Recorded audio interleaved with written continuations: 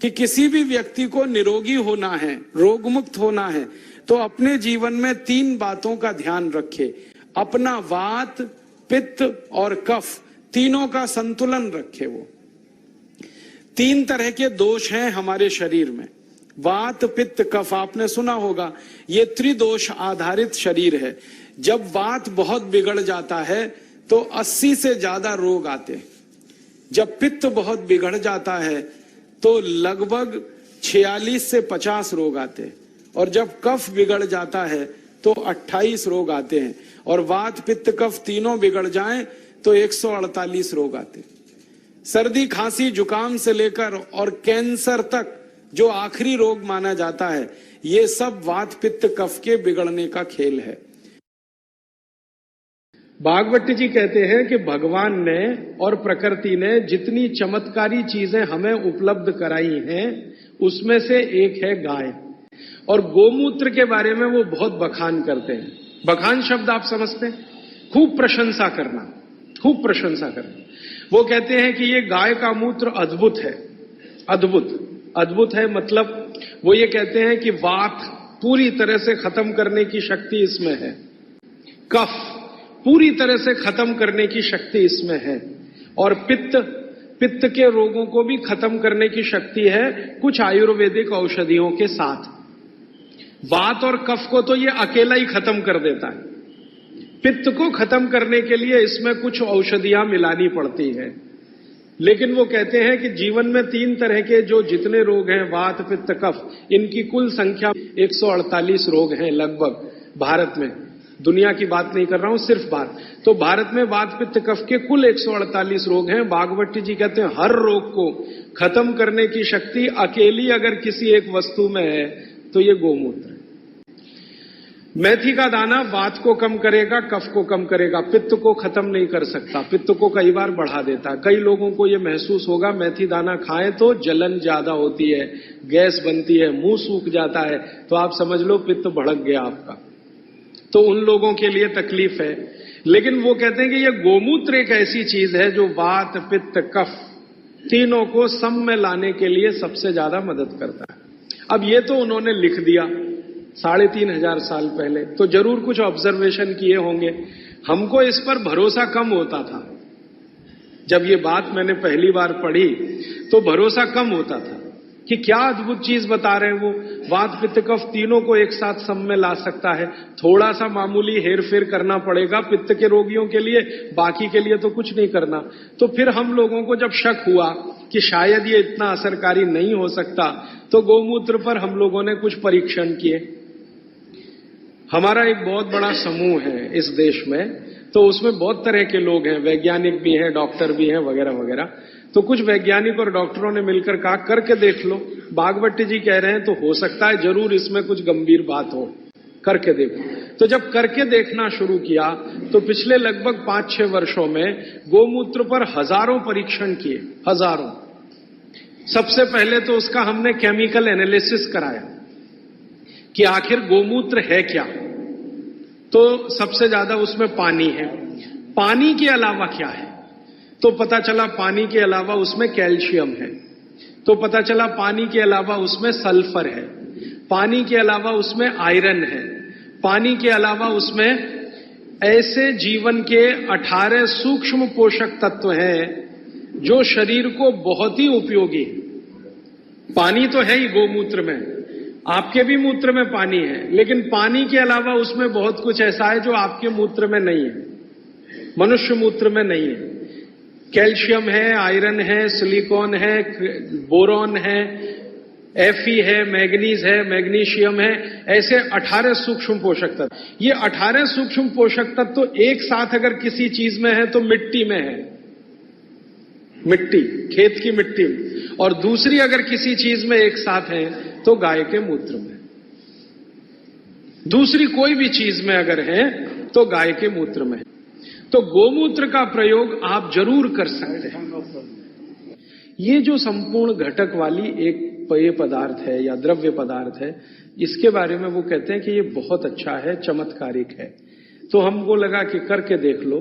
तो इसका पहले हम लोगों ने केमिकल एनालिसिस कराया एक लेबोरेटरी में। गाय का मूत्र डिब्बे में भर के दिया, शीशी में भर के कि जरा देखो इसमें क्या है।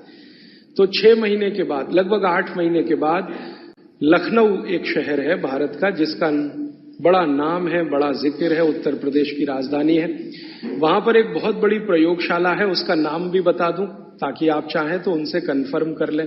प्रयोगशाला का नाम है CDRI, central drug research institute. Bharat में दवाओं पर, औषधियों पर काम करने वाली ये सबसे बड़ी संस्था है। तो इनके यहां सबसे पहला टेस्टिंग हुआ। शीशी में भरा गोमूत्र हमने दिया और 3-4 तरह के गोमूत्र दिए। एक तो वो जर्सी गाय होती है ना, जर्सी गाय, विदेशी गाय, उसका भी दिया, होलिस्टियन फ्रीजियन जाति की गाय का दिया, और जो भारत की गाय है, देशी गाय अपनी, उसका दिया। तो वैज्ञानिकों ने 6 से 8 महीना लगाया। फिर रिपोर्ट आई। रिपोर्ट के बाद पता चला कि शरीर की बीमारियों को खत्म करने के लिए जितने घटक चाहिए वो सब गोमूत्र में हैं, सबके सब है। अब जैसे मैं आपको नाम लेके कहूं, आपको त्वचा का कोई भी रोग हो गया त्वचा का, तो इसका माने आपके शरीर में एक घटक कम हुआ। घटकों की कमी से ही रोग होते हैं। वो घटक का नाम है सल्फर। एक केमिकल कम होता है जिसका नाम है सल्फर। जिनको भी स्किन डिसीज होंगी उनके शरीर में सल्फर कम हो जाएगा। ये है बात। अब गाय के मूत्र में भरपूर मात्रा में है सल्फर, भरपूर। तो हम लोगों ने क्या किया कि ये त्वचा रोग वालों को इकट्ठा करके, सल्फर चाहिए तो सल्फर हम चाहें तो होम्योपैथी में दे सकते थे उनको, सल्फर चाहे तो आयुर्वेद में भी दिया जा सकता था। हमने ना होम्योपैथी में दिया ना आयुर्वेद में दिया। उनको कहा भाई गोमूत्र में सल्फर है और आपको सल्फर की जरूरत है तो आप पी के देख लो। तो उनमें से कुछ ने पिया, कुछ ने नहीं पिया, कुछ को लगा कि कैसे पिए हैं, इसमें वगैरह वगैरह बहुत सारी तकलीफें हैं। खैर, जिन लोगों ने पी लिया, हमने देखा कि 1.25 महीने से ही उनके त्वचा का रंग बदलना और उनका जो रोग है वो बदलना शुरू हुआ। 3रे महीने तक आते आते संपूर्ण रोग ठीक। और क्या क्या रोग ठीक हुए? सोराइसिस ठीक हुआ, जो कभी ठीक नहीं होता, आप जानते हैं। एलोपैथी वाले तो कहते हैं सोराइसिस ठीक ही नहीं होता। सोराइसिस के बारे में वो कहते हैं कि आदमी मरे तो ठीक होता है, तो वो सोराइसिस ठीक हुआ। एक्जिमा तो इतने आसानी से ठीक हुआ कि बहुत ही आसान। खुजली, खाज, दाद, सब तरह के त्वचा रोग ठीक हुए। तो बात समझ में आई कि बागवती जी सही कहते हैं। फिर हमने इसका एक्सपेरिमेंट घुटने दुखने वालों पे किया। घुटने दुखते हैं, कमर दुखती है, कंधा दुखता है, और देखा कि रिजल्ट बिल्कुल सही है। 15 से 20 दिन में ही असर है। फिर हमने इसका प्रयोग कफ वालों पे किया। खांसी है, सर्दी है, जुकाम है, 20-20 साल की खांसी है, 25-25 साल की खांसी है।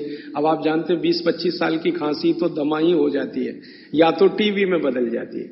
तो उसमें देखा तो इतना तीव्र असर है इसका कि अगर आप ट्यूबरकुलोसिस के किसी भी पेशेंट को सरकार का इलाज कराएं, आप खुद कर लें ये एक्सपेरिमेंट, मैं तो 20 बार कर चुका। सरकार का इलाज आप जानते हैं, गोलियां, डॉट्स की गोलियां टीबी के मरीजों को देते हैं और कहते हैं हम फ्री में बांट रहे हैं। तो एक आदमी को आप बोलो कि डॉट्स खाए और इलाज कराए, और दूसरा ऐसा ही आदमी पैरेलल ले लो जिसको टीबी है, अस्थमा है, दमा है, उसको को नहीं तुम सिर्फ गोमूत्र पियो और कुछ मत करो। फ्रेश गोमूत्र माने फ्रेश, जो ताजा। तो आप देखेंगे कि वो डॉट्स की गोली खाने वाले को 4 महीने से 6 महीने लगेंगे और ये गोमूत्र पीने वाले को 1.25 महीने से 2 महीना ही लगेगा और ठीक होगा। और ये एक बार ठीक हुआ गोमूत्र पी के, इसको दोबारा टीबी नहीं आएगी, क्योंकि गोमूत्र बीमारी ही ठीक नहीं करता, प्रतिरोधक शक्ति इतनी बढ़ा देता है कि वो बीमारी भविष्य में दोबारा ना आए। तो समझ में आया कि बागभट्ट जी तो कुछ गलत नहीं बोल गए, सही। फिर हमने और एक एक्सपेरिमेंट किए कि जिनको डॉट्स दी जा रही है, ऐसे कुछ मरीज एम्स में हमने चिन्हित किए। ज्यादा एक्सपेरिमेंट हमने एम्स के डॉक्टरों की मदद से किए। तो ऑल इंडिया इंस्टीट्यूट के कुछ मरीज जिनको डॉट्स दी जा रही है, नियमित रूप से टीबी के लिए वो आते हैं, उनको शीशी में भर भर के ये दे दिया। और ये नहीं कहा कि ये गोमूत्र है, क्योंकि कहो तो खाएं नहीं और पिए नहीं। उनको कहा ये बहुत अच्छा सिरप है, आप इसको पीते रहो। अब वो आते थे, शिकायत करते थे कि ये कैसा सिरप है, इसमें कुछ बास सी आती है, दूसरे सिरप तो मीठे मीठे लगते हैं, कि भाई ये सिरप दूसरे तरह का।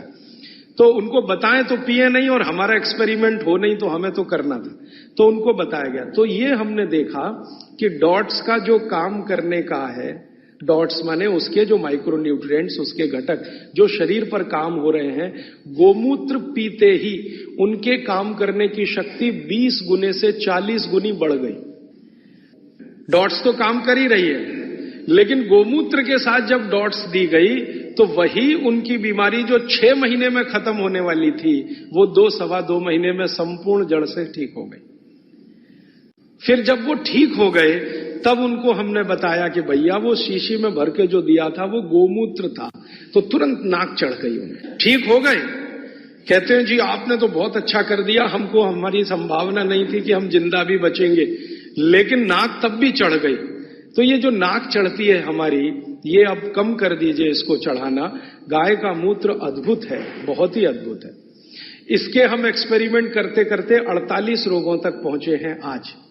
48 डिसीज हैं, 48 रोग हैं, वात के, कफ के, पित्त के, तीनों के जड़ से खत्म होते हैं। इस समय ज्यादा काम हो रहा है कैंसर पे, कि गोमूत्र का कैंसर पे असर देखो क्या होता है। तो गले का कैंसर, आहार नली का कैंसर और पेट का, इन 3 कैंसरों पर सबसे अच्छे परिणाम है गोमूत्र के, तीनों कैंसर पे। बाकी जो रक्त का कैंसर है उसमें परिणाम अभी उतने अच्छे नहीं हैं। तो भागवत जी के जो परमुटेशन और कॉम्बिनेशन है, मतलब कि गोमूत्र में ये मिलाओ और ये मिलाओ और इतनी मात्रा में मिलाओ और इतनी, वो करके देख रहे हैं। 3 तरह के कैंसर के रिजल्ट तो अभी बता सकता हूं, गले का, आहार नली का और पेट का, ये तो बहुत अच्छे से ठीक हो रहा है, लेकिन बाकी कैंसर में भी इसका कोई असर है। आपने कैंसर के बारे में जितना कुछ सुना है उसमें से एक बात मैं कहूं कि आधुनिक विज्ञान ये कहता है कि शरीर को कैंसर तभी होता है जब शरीर में एक केमिकल कम होता है। उस केमिकल का नाम है करक्यूमिन। ये आज के वैज्ञानिकों ने रिसर्च करके निकाला है। करक्यूमिन नाम का एक केमिकल है, ये कम है तो जरूर तो खत्म होगा आदमी, कैंसर आएगा और खत्म होगा। और इस केमिकल की कमी से जो कोशिकाएं होती हैं वो अनकंट्रोल्ड होती हैं, उनके ऊपर कंट्रोल नहीं रहता, तो ये एक दूसरे के साथ मिलकर एक जूथ जैसा बना लेती है, वो ट्यूमर हो जाता है, फिर ट्यूमर बाद में ब्लास्ट होता है और फिर वो मैलिग्नेंट होता है, पहले बिनाइन फिर मैलिग्नेंट, और फिर अंत में कहते हैं जी डेथ ही है और कुछ है नहीं, उसमें कंट्रोल के बाहर है वो सब। सारे वैज्ञानिक इसमें लगे हुए। अब संयोग की बात देखिए कि जिस करक्यूमिन की बात आज के वैज्ञानिक कर रहे हैं, वो करक्यूमिन भरपूर मात्रा में गोमूत्र में है, भरपूर मात्रा में, और एकदम डाइजेस्टेबल फॉर्म में है। डाइजेस्टेबल माने तुरंत पियो और असर करे, ऐसा देर नहीं लगे। ये कुछ ऐसा संयोग है प्रकृति का। वैज्ञानिक कह रहे हैं कि ये तत्व कम होता है तभी कैंसर होता है। अब यही तत्व गाय के मूत्र में है। तो हजारों साल पहले भागवत की कही हुई बात अब सिद्ध हो जाएगी। अब तक जितने रिसर्चेज हुए हैं गोमूत्र पर, इन पर भारत सरकार के सामने रिपोर्ट्स पेश की गई। भारत सरकार की जानते हैं एक काउंसिल है जिसका नाम है MCI, medical council of India. इनके पास सब कुछ जाता है सबसे पहले, तो वो सब गया। तो MCI वालों ने नाक चढ़ाई बहुत, ये क्या आप ले आए गोमूत्र, और उन्होंने ये कुतर्क करना शुरू किया कि क्या फालतू बात करते हैं, गोमूत्र इसमें कुछ है क्या। मैंने कहा भैया बहुत कुछ है, नहीं तो कोई मूर्ख नहीं था जो 3500 साल पहले इसको लिख के चला गया। और उसके बाद भी कई लोगों ने कहा, वैद्यों ने कहा, कई वैद्य हैं जो बिना आपको बताए गोमूत्र देते रहते हैं और आपको ठीक करते रहते हैं। उनके बहुत सारे काढ़े, बहुत सारी दवाएं गोमूत्र में बनाते हैं, आपको नहीं बताते, ये अलग बात है, क्योंकि हर वैद्य मुझे यही कहता है बता दो, तो नाक चढ़ जाती है सबकी। नाक चढ़े तो थोड़ा रेजिस्टेंस आता, फिर दवा का असर कम हो जाता, तो बिना बताए देते रहते। तो हमको कॉन्फिडेंस था, तो डॉक्टरों से जब झगड़े हुए हमारे आज के डॉक्टरों से, तो उनका पहला ही कुतर्क था जी अच्छा होता तो गाय छोड़ती क्यों, खुद न रखती उसको। तो भागवत जी ने कह दिया। उसके बाद बहुत सारे वैद्यों ने अनजाने में ये किया कि भागवत जी कह गए इसलिए गोमूत्र में घिस के दो, हरडे है ना, गोमूत्र में ही घिस के दो तो ज्यादा लाभ करती है, पानी में घिस के दो तो कम लाभ करती है, ऐसे ऐसे। तो मैंने उन वैज्ञानिकों से झगड़ा ले लिया इसी आधार पर कि ये बोला है, हजारों साल किया है, ये अलग बात है कि रिपोर्ट्स नहीं रखी उन्होंने, तो ठीक है हम निकाल के देंगे आपको। तो उनका एक ही कुतर्क था कि जी मूत्र इतना अच्छा होता तो गाय क्यों छोड़ती इसको। फिर बाद में मुझे दादी की बात याद आई कि दादी ये कहती थी कि ये गाय नहीं है, माता है, माता है, माता।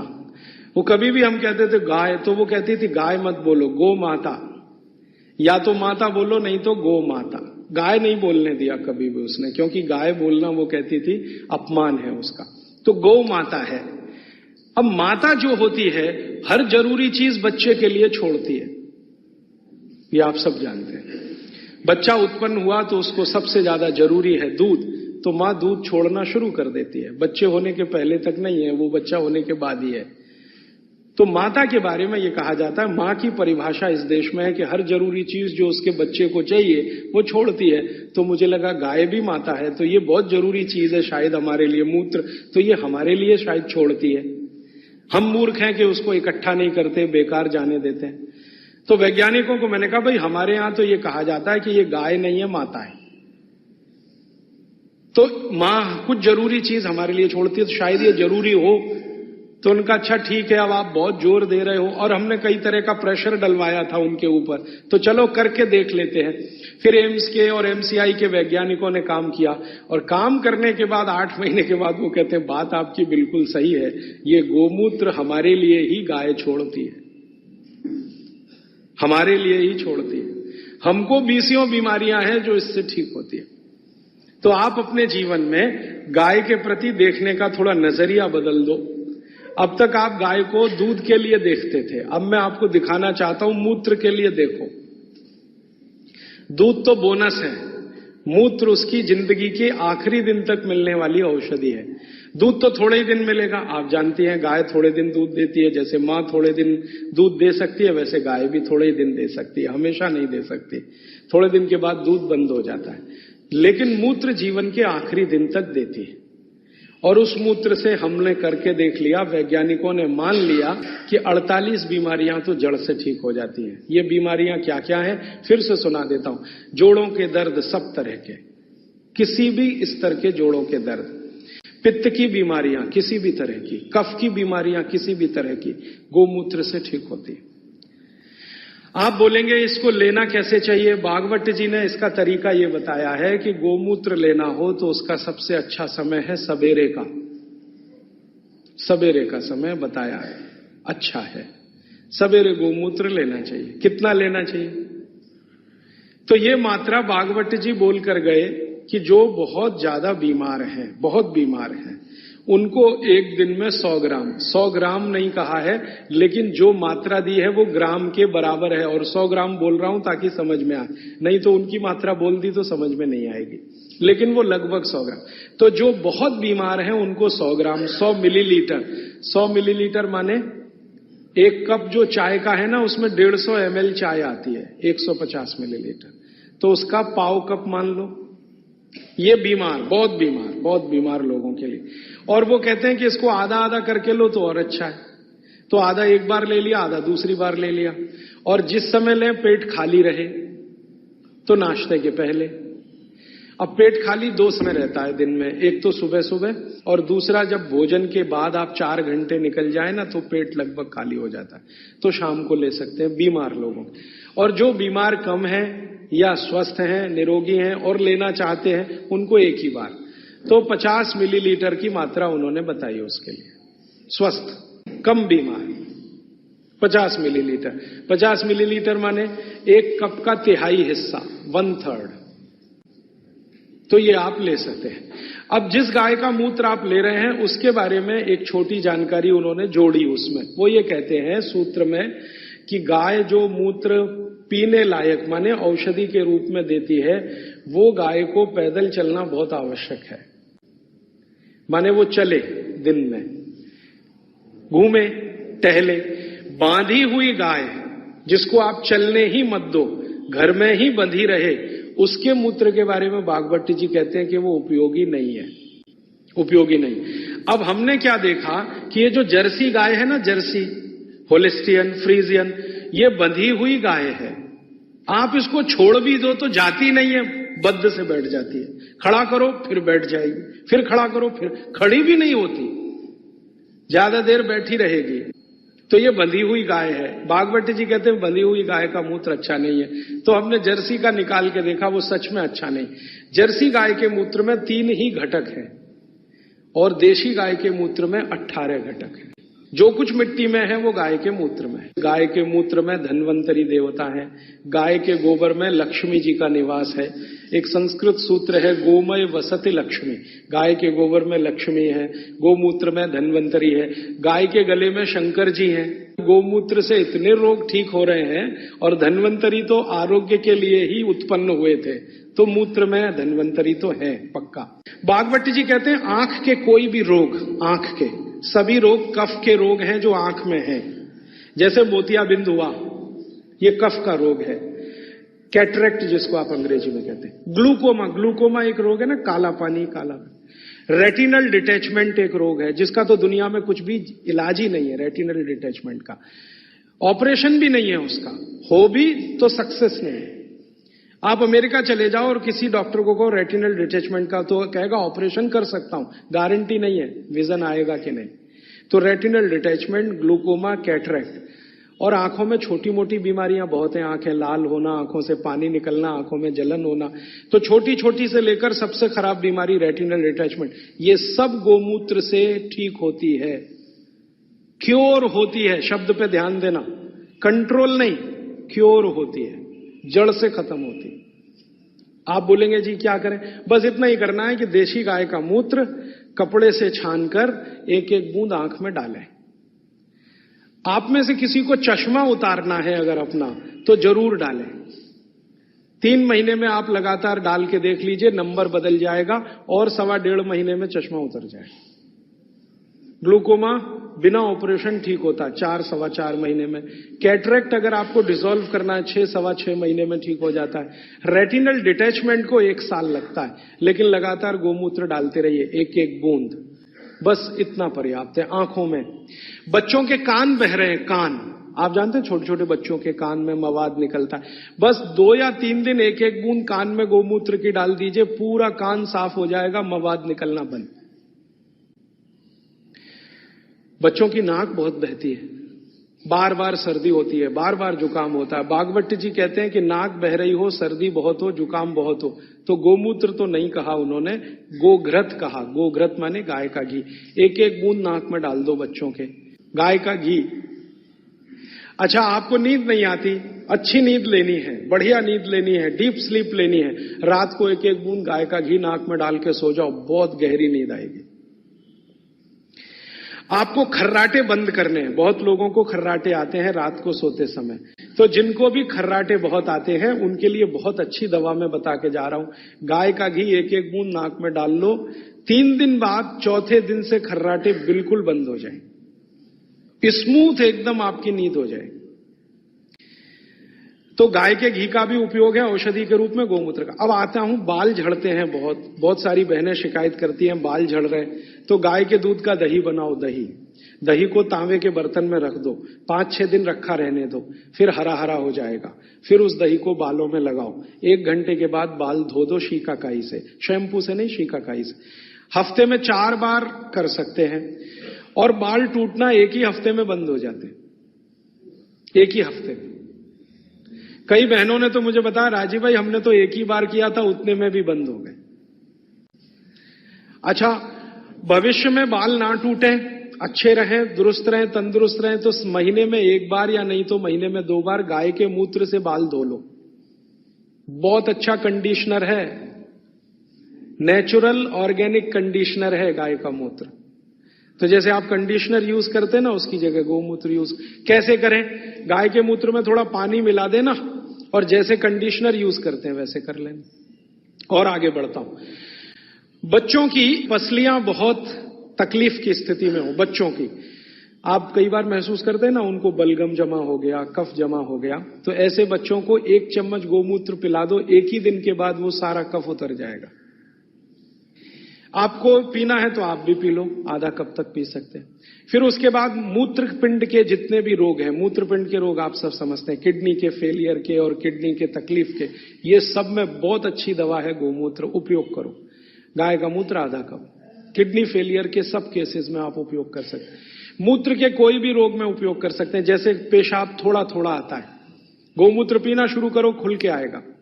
पेशाब में जलन होती है, गोमूत्र पीना शुरू करो, जलन बंद।